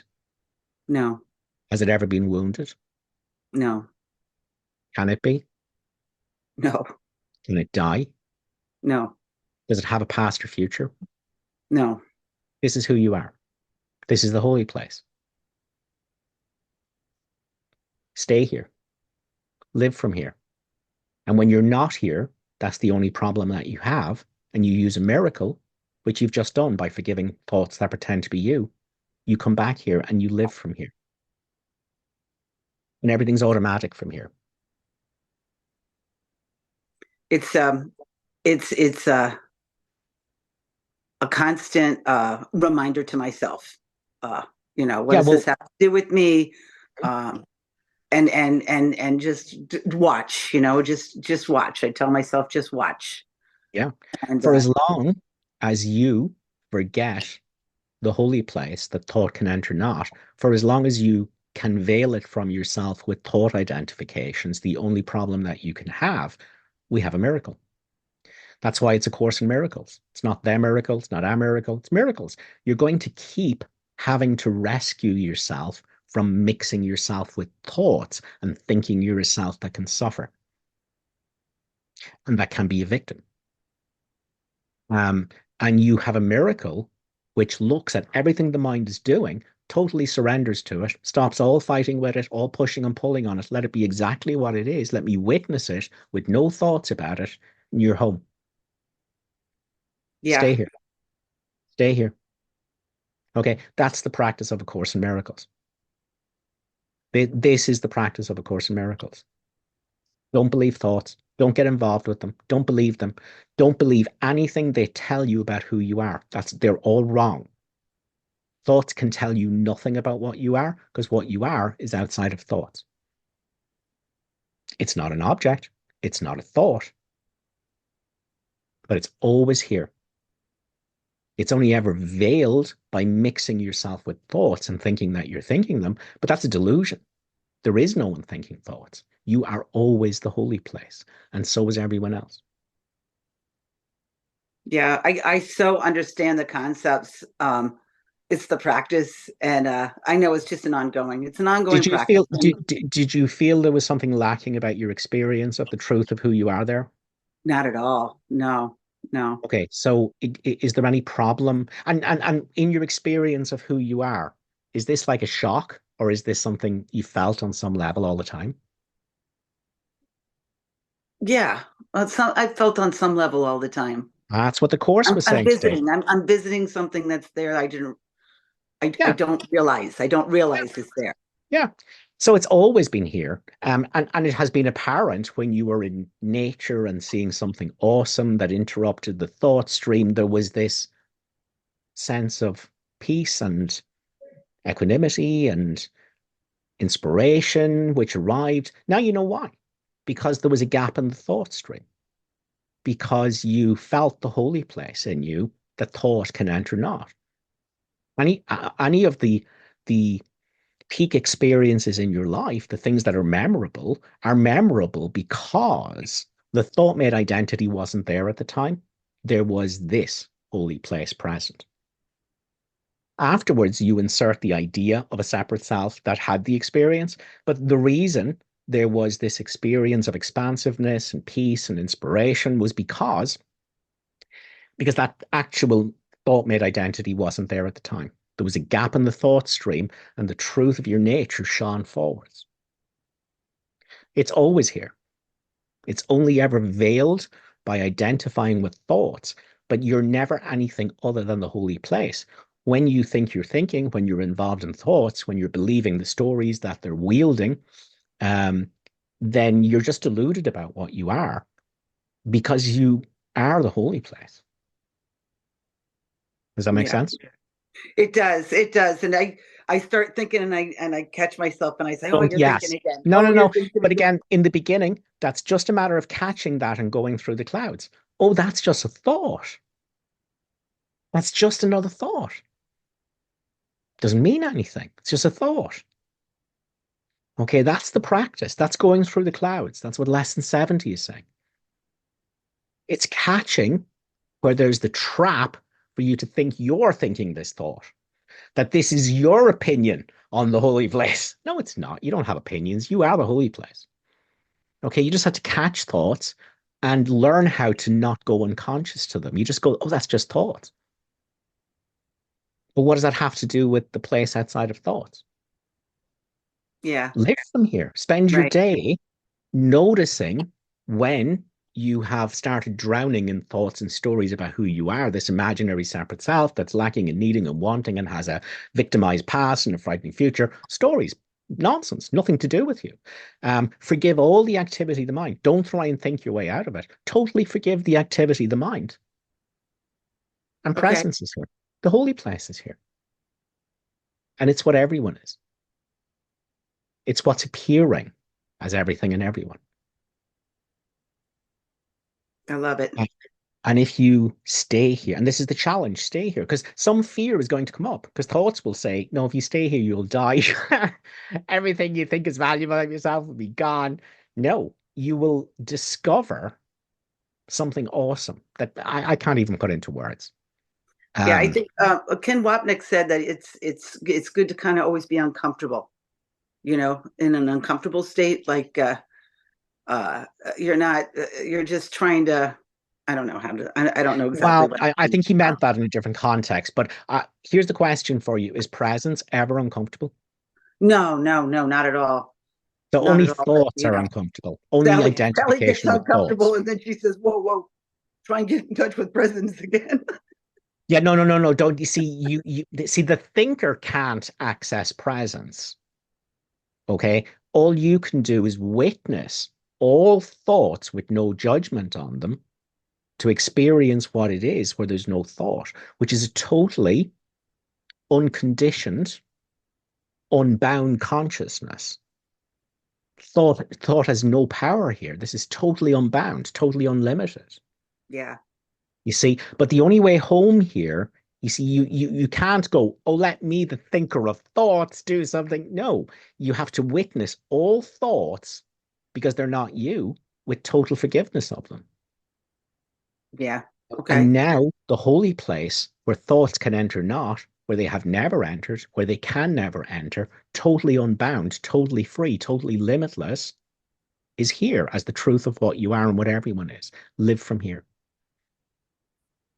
And keep using the miracle of forgiveness to come back here when you think you're thinking. But today, I want everyone really to make a commitment to themselves that they're going to stop valuing thoughts, that they're going to stop thinking that thinking your thinking is valuable, that it can do something for you, that it can help you. It is a veil that's hiding the concept of the self, stands like a shield, a silent barricade before the truth and hides it from your sight. All your thoughts about what you are veil from you the light that's you and that's shining everywhere. Thanks a million for that, Sally. So, Sally, stay there. And when you realize you're not here, you'll know because you're suffering, because presence doesn't suffer. So come home and share it with your brother. What you are is what everyone is. That's the holy instant. Marcy, how did you get on? I look, I'm talking now. I found the button. No, but hang on. You see, talking is happening, but so what? It doesn't have to Yeah, be a no, concept. I'm It fine. doesn't have No, to I was, be, yeah. yeah, Go ahead. no, I know. How did I get in? I had lots of different things happening. So I had peaceful moments, some anxious moments, and then some dis distractions. So part of, I was trying to let my husband know that I'm going to be speaking here. And we've got, I don't know if you've seen this wild dog here, but he is, he can be very loud and boisterous and hyper and whatever, which says the same about me, right? And so I had just concerns about like having a calm environment, which I can't control. I control how I think about it, if I want to have thoughts about it and worries about it. And then the only other thing I was looking at is that basically what's helped me is this true when I have my thoughts? Is this really true? Is this what you're concerned about? Is that true? Is it true that blah, blah, whatever I'm thinking? Is it true? Good. Yes. Now, let's talk about that in a second. But what I want you to understand is all of that. Mhm. I need to have a conversation with my husband. I need to control the dog. And is it going to be boisterous? And am I going to come across well, or am I going to come across badly? That's a thought stream. Right, That's unconsciousness. right. See? And so you can interrupt the thought stream because once there's a gap in the thought stream, you'll remember Mhm. presence, soiled by thoughts, and with no problems because you need thoughts to make problems. So if there's a gap in the thought stream, and forgiveness will do that, witnessing thoughts without thoughts about them Mhm. reminds you of the holy place where there's no thoughts. And you have your identity has become disentangled from thoughts, and you feel the truth of what you are in the Holy Spirit, which is what everyone is. So that's forgiveness. But now, in terms of Byron Katie's question, again, it's helpful because it interrupts the thought stream. So I start off with a thought. Um, this person shouldn't have done this to me. And this turns into the descent into hell, where one thought follows another thought and every thought is believed. And so again, I can interrupt, I can cause a gap in the thought stream to remember what I am, to unravel identity from thoughts and feel the truth with forgiveness. But I can also do it by looking at that whole thought stream and going, is that true? And the answer is no. Now there's a gap in the thought stream. Mm-hmm. See? So again, I also think Byron Katie's questions, the 4 questions, is it true? Can I absolutely know it's true? How do I feel when I believe something that's not true? How would it be different without that thought? So that's her 4 questions. So that's another way of removing your identity from thought. So I'm all for that. I think, yeah, I think Byron Katie is walking the walk, not talking the walk. I think she's a wonderful teacher, and I think her work can be very helpful. And so if you want to use the work in conjunction with forgiveness, by all means do that. But I want you to understand that they're both doing the same thing. They're interrupting the thought stream so you can remember what you are, unbound by thoughts. And we're all as well. Because there are no thoughts, there are no problems, though you think there are. You manufacture them out of thoughts for a self, a story you've manufactured out of thoughts and are confusing about who you are. And then you blame other stories that you're manufacturing out of thoughts for other people. And the whole thing is delusion. But the minute you exit thought, there is peace here. Yeah. Yeah. So thanks, Marcy. Okay, thank you. If anyone else wants to ask a question, pop your hand up. We might get to another 1 or 2. Linda, is there anything in the chat box that we should address? There are about 5 questions. You Well, may have answered some of them, but maybe we'll draw a line under hands then if we have 5. Go ahead with them, Linda, and let's see what we got. okay. Let's see. The first one is from Not Avatar Joyce. I'm trying not to judge the thought's sticky quality. How do I stop finding interest in my avatar identified observership versus the proper observership, proper observer identified observership? It just sounds like you're tying yourself in knots. Witness your thoughts and don't have thoughts about them. Look at your thoughts and don't put a label on them. Surrender to what your mind is doing, knowing it's not you. In that surrender, you remember what you are that thoughts can't touch. When I say surrender, people think I'm saying do something. I'm not. I'm saying stop pushing and pulling on thoughts. Stop judging them. Stop thinking some of them are good and some of them are bad and some of them are helpful and some of them are unhelpful. Stop all of that. Witness what they're doing with complete and total forgiveness of them. Just completely forgive the activity of the mind and you're home. Because the mind can't do that. The ego mind can't do that. Thoughts can't do that. They're all judgments. They're all labels. They're all opinions. But if you witness the activity of the mind with no opinion on it, you're not. Your identity has become unraveled from the mind. Because what forgives the unforgiving thing, the separate self-identity structure made of thoughts that pretends to be you, what can forgive that whole identity structure cannot be the identity structure of the unforgiving thing. You're home. Stay there. And then every time you think you're thinking again, that just means that you've gone asleep in the dream made of thoughts, imagining yourself to be a self that doesn't exist around other selves that don't exist, that you're blaming for the pain of your own decision to be a self made out of thoughts instead of coming home to the quiet center, instead of living from here. So I hope that makes sense. What forgives the unforgiving thing, which is the entire activity of the mind. Don't fall into the trap of being the mind trying to forgive the mind or the mind trying to observe the mind. What you are, witnesses with no stories about what it's seeing. If you're looking at the mind with stories about it, that's not the truth. That's that you're still asleep. That's still the story made out of thoughts. You're still in the matrix. Okay, so that's no use. Witnessing the activity of the mind with opinions about it, you're still misidentified, you're still asleep. You have to witness without labeling what you're witnessing, without stories about it.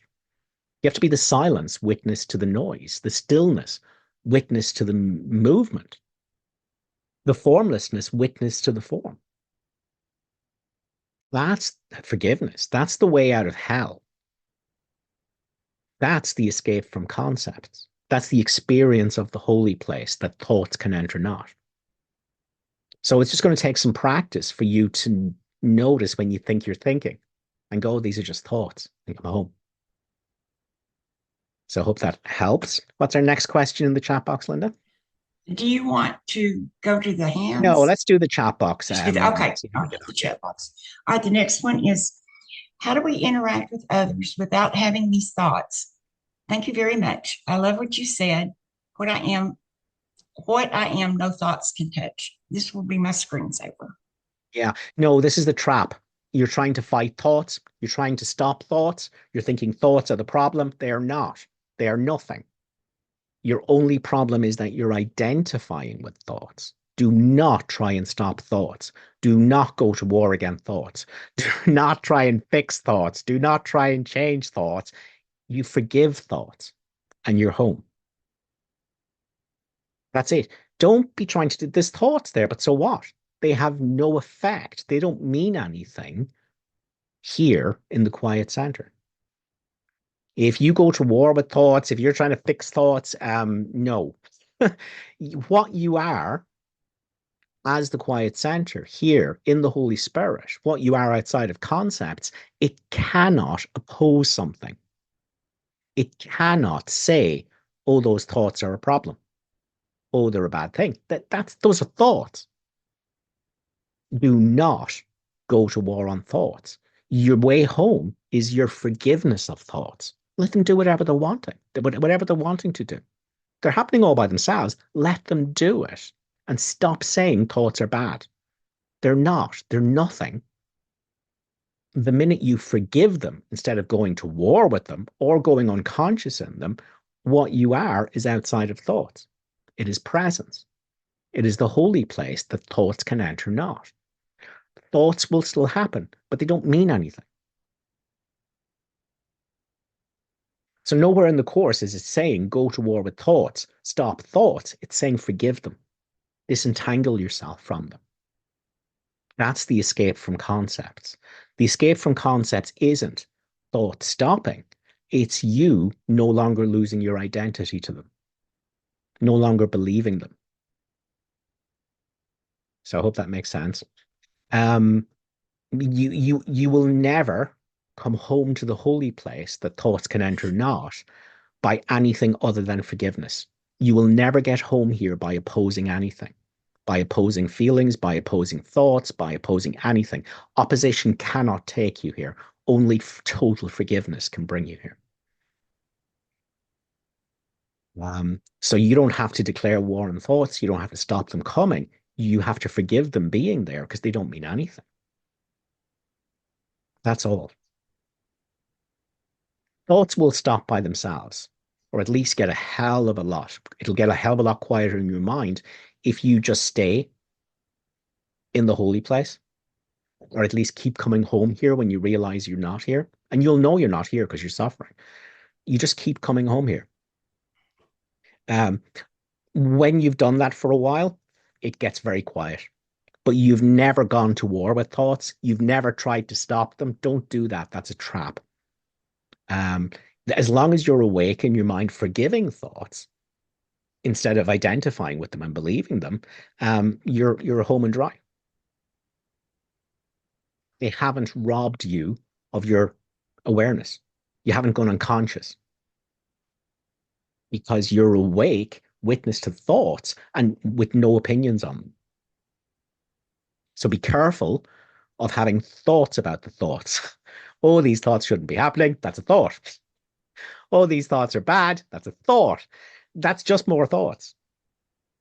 All you do is recognize thoughts are just thoughts. What do they have to do with me?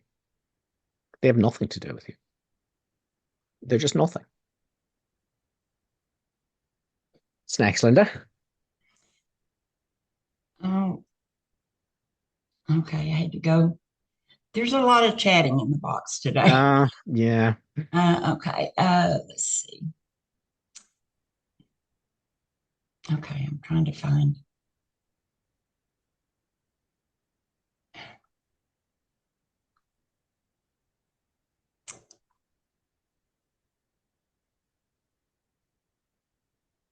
Okay, I Let me leave lost it my with you. thought. Just take the pressure off you for a moment. Okay. I do have two hands up, which is Lael and Robin. If you're nice and quick and get to the point quickly, let's try and take both your questions. Lael, let's take you first. So, Linda, if you wouldn't mind just giving Lael an I'm invite ready. to take herself off, and then you can see if there's any questions to answer there in the chat. Okay. There you go, Lael. Hi, Keith. Have we a question? So it has to do with if I'm resting and being, or however, whatever the language is for it, and certain things don't get done. That's something that can pull me back into thought, is the idea of that there are certain I understand that time isn't real, but the thought that there are time pressures about certain situations or responsibilities. So if, I'm, instead of taking my thoughts seriously or getting caught up in them, if I'm resting in the stillness and things don't happen from that I think are supposed to be happening, do I just let go of the fear that brings up? Or I guess that's kind of one of a two-part Okay. question. Well, I'm never upset for the reason I think. The only reason there's ever fear in our mind is because of sin, guilt, and fear. It's got nothing to do with anything happening in the world, but the world shows us the fear. So you want to understand when fear comes up, it's got nothing to do with anything in the world, but it is an opportunity to be here with this fear in total non-judgment of it, so it can pass out. So don't forget, I'm never upset for the reason I think. Ever, ever, ever, ever, ever, ever, ever, ever, ever, ever. That's the first thing. And the second thing is, really when we go, well, I have the thought that I really should do that. It's a thought. So it's nothing. When you learn to live from the holy place that thought can enter not, whatever needs to get done gets done. Now, if there's thoughts, well, this should have and this should, well, they're just thoughts. They don't mean anything. So just don't get entangled with your thoughts. So if something doesn't happen from the stillness, then there's no reason to think it needs to be happening. There's no reason to think at all, period. So don't take the first step on this stairway to hell, I because mean, you will not recognize all the other steps for what they are. I could see getting into a frame of mind that I think wouldn't be unique to me, of thinking, oh, a decision needs to be made here. I'll consult the stillness the way one might consult a divination card or something. And it's like, no, I should just be in the stillness all the time. I guess I'm concerned with like lassitude, and because my tendency would be to be a little bit more passive anyway. So I always feel like I need to Yeah, overcome. I know that's a I know, thought. but I know you that's see, all yes, you thoughts. see, you've taken one step on the stairway to hell, and suddenly there's a thought stream here, and you've constructed a whole world that you are a person who is prone to certain things. These are thoughts. You've taken the first step on the stairway to hell, and before you know where it is, you've constructed an entire world and an identity for yourself who's bad at this and good at this and needs to avoid this, and none of that's true. Just forgive the whole thing and come home, and then a response to the dream can come from here, not a reaction. Okay, that's gonna involve. I see how much this has to do with letting go of control, which is really beautiful. And I just feel like this is a deeper level of letting go of the thought that anything in particular needs to be happening. Yeah, they're Um, just thoughts. So in the letting go of all that, whatever needs to happen can just happen. okay, we'll see how that goes. Thanks so much, No problem. Keith. Thanks, Lael. Linda, Bye. if you wouldn't mind giving Robin an opportunity to unmute herself. Okay, Robin. You should have it. Nice and concise, Robin. We're running out of time. Thank you. I appreciate everything you do each week. And I'm sure you've answered this question, but my question is, I have a basket of thoughts. I know this is a concept. And each time I go to that quiet dwelling place that you recommend, I have less and less thoughts. The thoughts go through the sieve, but I'm still holding on to thoughts, thoughts that I just can't seem to let go of. And I was just wondering your thoughts on that. Yeah. Don't be battling to let go of thoughts. Okay. When you forgive thoughts, they let go of you. Mhm. So you see, what you're saying is, oh, I'm having this thought and I shouldn't really be having this thought. And you're just having thoughts about thoughts about thoughts. And you're just descending on the stairway to hell going, oh, let me have a think about this and let me get someone else's thoughts and let me throw them in on top of the problem. And if I think enough about it, I might. No, stop. The miracle comes quietly into the mind that stops an instant and is still. Because in that gap in the thought stream, presence reveals itself as unsoiled by thought. So again, the temptation when this message is heard is to think, oh, thoughts are bad, and I need to stop thoughts, and they shouldn't be happening, and I need to go at war with them. And what's my forgiveness formula? And how do I fix it? And how do I make it go away? And how do I be a holy self that has no thoughts? These are all just thoughts. It's all the virtual reality world. And the answer is always total forgiveness of mind activity. It's not getting involved in thoughts and trying to fix them with thoughts and trying to stop thoughts and trying to change thoughts. You will remember what you are through the forgiveness of thoughts, not by fighting them, not by trying to stop them, not by trying to change them. You will always come home to the truth of what you are. And the more you do it, the more thoughts let go of you, because there's less and less identity to be seen in them, until the day when you'll be shocked at how few thoughts that you have. It's not all or none. It's no, don't do that.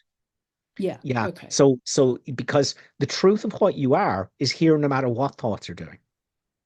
Thoughts are not the problem. It's that you're identified with them. You think they're important and you're the one that's thinking them. That's the delusion. So the holy place is here no matter what thoughts are doing. So all you're doing is you are, by your forgiveness of them, you are remembering what you are that cannot be bound by thoughts. And so again, it's the forgiveness of thoughts that bring you home, not your opposition or your war with them. Does that make Very sense, Robin? clear. Very clear. Thank you. Brilliant.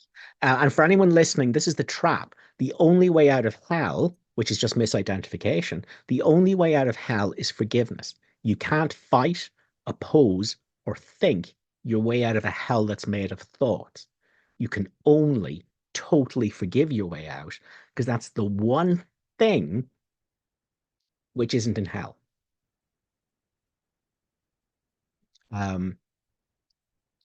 It's the one thing that can't be there when there's misidentification is forgiveness. Genuine forgiveness, which is witnessing the ego with no judgment of it. The ego can't do that. The imaginary separate self can't do that. But what witnesses the identity structure made out of thoughts that's masquerading as a person with no judgment isn't that identity structure. It is the presence, the holy place that thoughts can enter not. And it is always here, and you can find yourself home where you've never left anytime there's a total forgiveness, a witnessing with no judgment. That's the way. That's the way through the door the Course was talking about. Forgiveness, never opposition.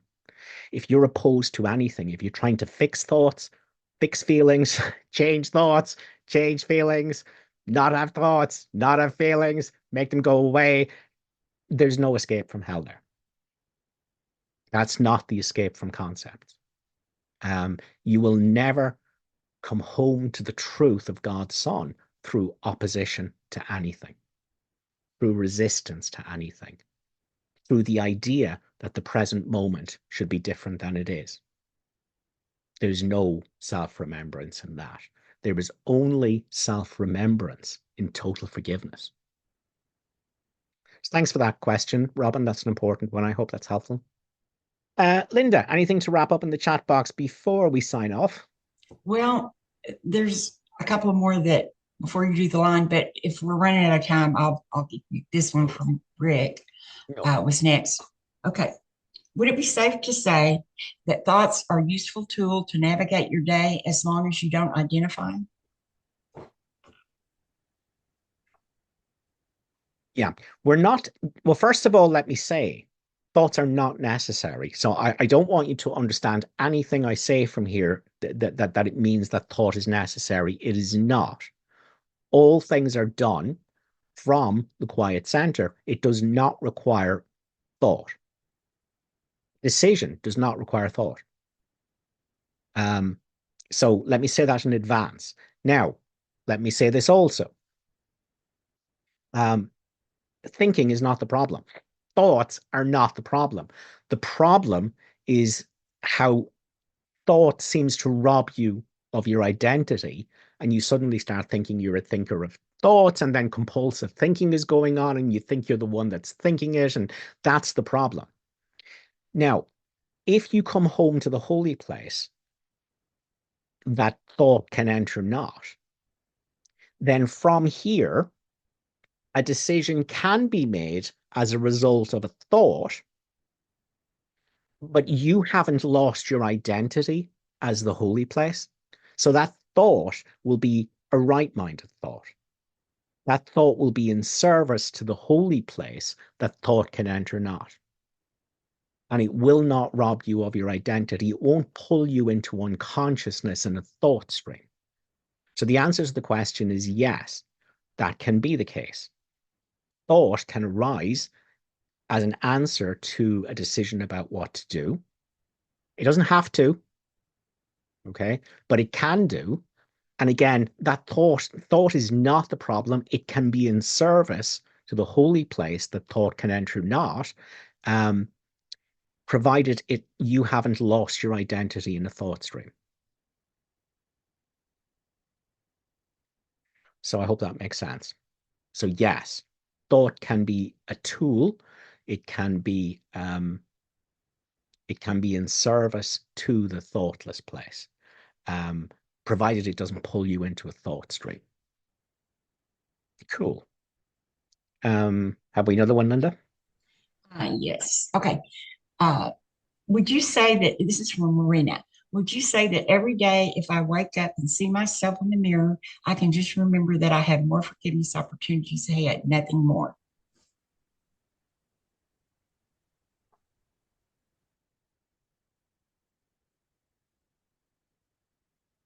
Okay.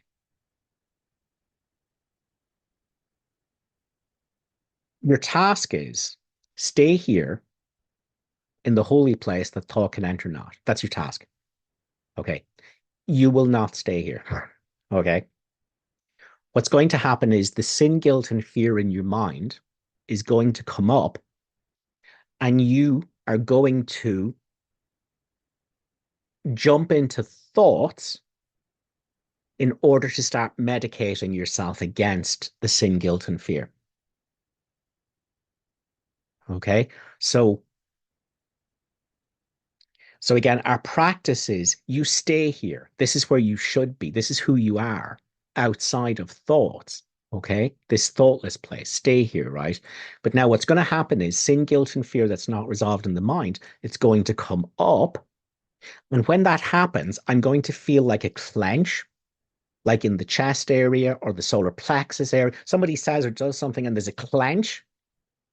Okay. And then as a response to that clench, something is wrong. Something shouldn't be like this. Something should be different. This sense that something is wrong. There is going to be a retreat into thoughts in order to medicate the sin, guilt, and fear that's coming up.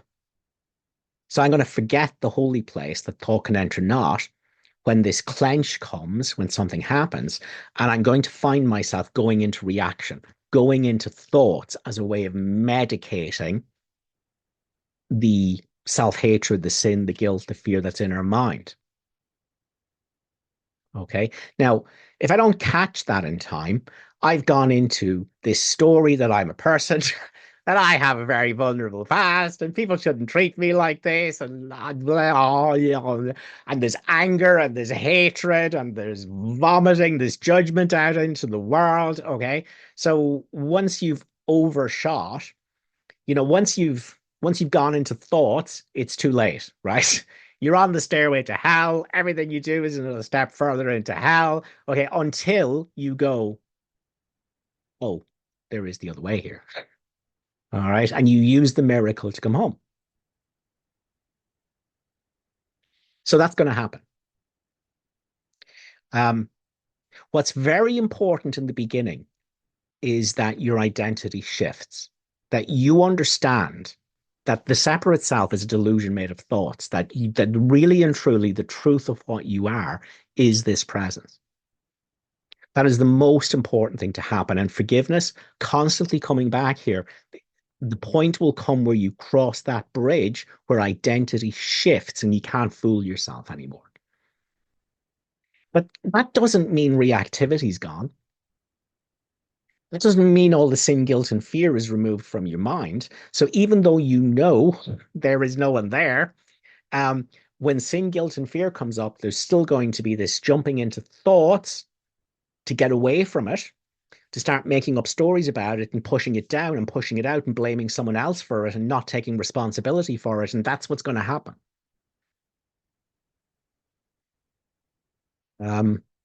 So again, the identity shift we're talking about today is crucial. It's pivotal. It's your first step, is realizing there's no such thing as a separate self. Just realizing it's made out of thoughts, that you can be here. What you are is here, even when there's no thoughts.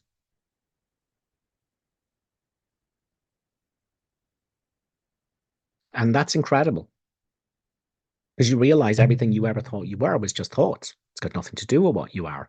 You're what's here outside of thought. And everyone should be using forgiveness to come to this realization, because that's the holy instant. At least it's the initial, it's the entryway, it's the doorway into the holy instant. But now, even though you have realized everything I thought I was a lie, and all my suffering arose on behalf of a self that doesn't exist, that I'm making up out of thoughts, even though you've realized that, you now have to see that there's still huge amounts of reactivity here. There's still loads of ego activity. And we're still going to have to do the work of forgiveness. And ultimately, what our next step looks like is that you stay in the quiet center. Something happens and there's a clench. There's a body sensation that takes place. And the normal thing is jump into thoughts, forget the quiet, veil the holy place from my mind, jump into thoughts, make up a self, make up other sounds and blame them. So what you're eventually learning how to do is that we notice something happens, there's a clench in the body, and thoughts are all lined up.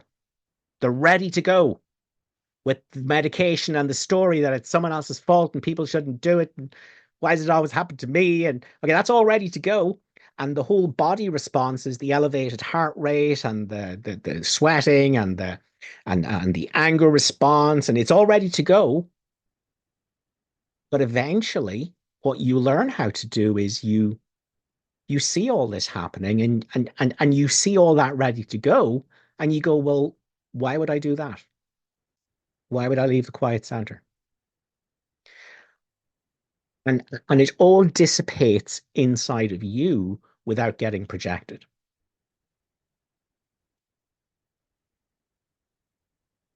So really our practice going, first of all, is understanding this quiet center is what you are. All those thoughts are nonsense, right? Now, it doesn't mean they're gone. Doesn't mean they've lost all power over you, but you understand that you're only fooling yourself if you're believing them, or if you're unconscious in them, or if you think they're true. And so you learn to live from here instead of in your head, in your virtual reality world, thinking you're thinking. And then sin, guilt, and fear is still going to come up. And you'll notice sin, guilt, and fear coming up, apparently in response to something that's happening in the world. And you see this big temptation to jump into thoughts and medicate myself about it, and to be angry and have the heart rate go up and have the blood pressure go through the roof. And you see it all ready to go. And instead, what you do is you say, I'm not going to leave the quiet center for that.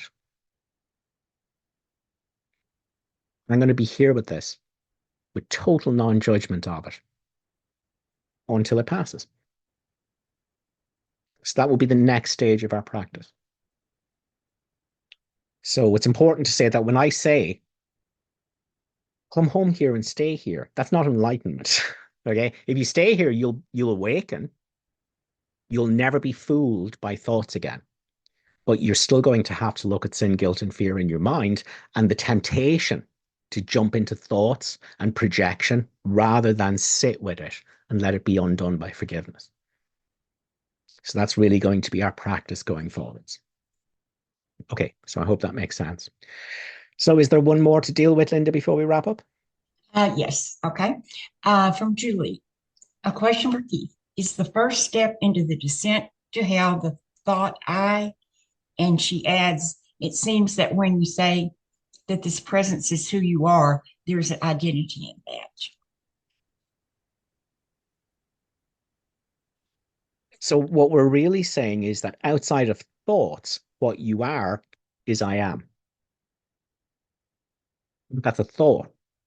So what you are is the I am without the thought I am. That's the holy place. That thought can enter not. Language is wholly inadequate to this. In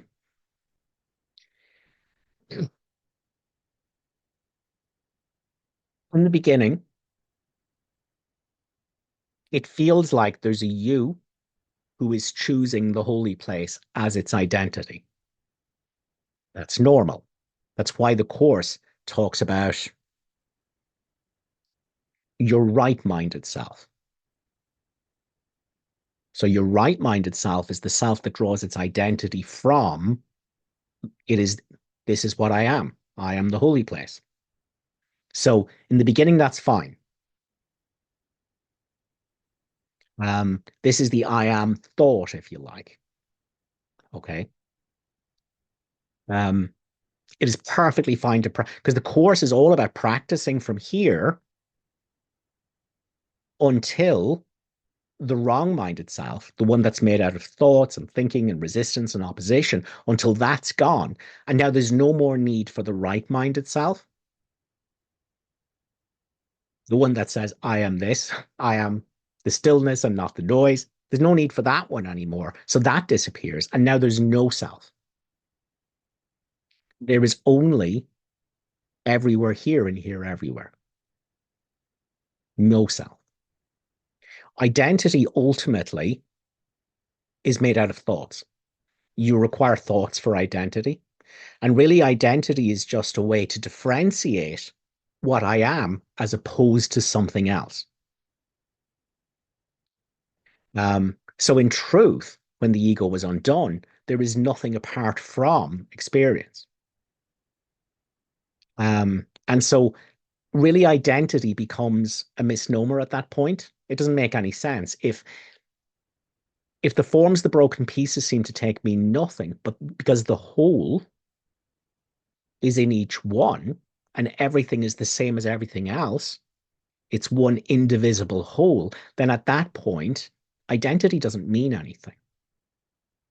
If one light is only appearing as everything without ever ceasing to be the same light everywhere, then identity doesn't make any sense.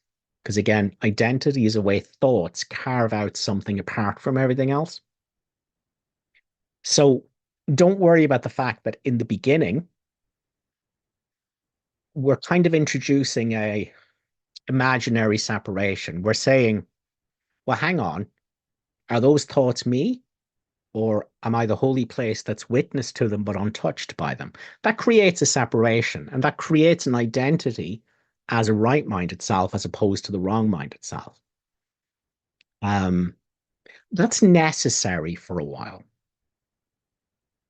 It is necessary to entertain a right-minded identity, which is separate from the wrong-minded identity, until you experience the holy instant. Now, at that point, you realize that what I am is what's appearing as thoughts and feelings and stories and bodies and worlds and galaxies and stars. The consciousness that I am, when it's experienced unbound by thoughts, is what is appearing as the entire dream. So you have discovered the substanceless substance, which is the substanceless substance of everything. There's nothing to thoughts apart from this awareness that I am, this presence that I am. It's what's appearing as everything, and there's no separation anywhere. But like I say, for a period of time, it is very helpful to sort of entertain a right-minded separateness, which says, are those thoughts me, or am I the witness to them that's untouched by them? And as this identity becomes known to you, you realize that there's nothing to thoughts except what I am.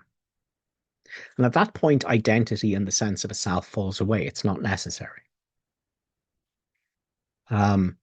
But there's, again, the Course talks about a right-minded self, a wrong-minded self. Neither of them are true, because there is no self. There is only one light appearing as everything.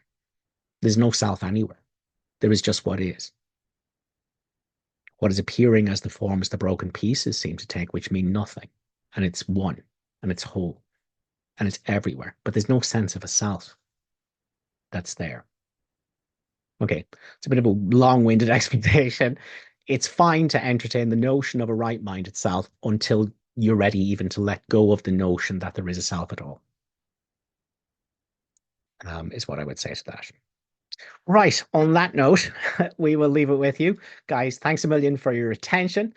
We shall do it all next week again, and we will catch up on the Facebook group in the meantime. Thanks, guys. Enjoy the rest of your Sunday.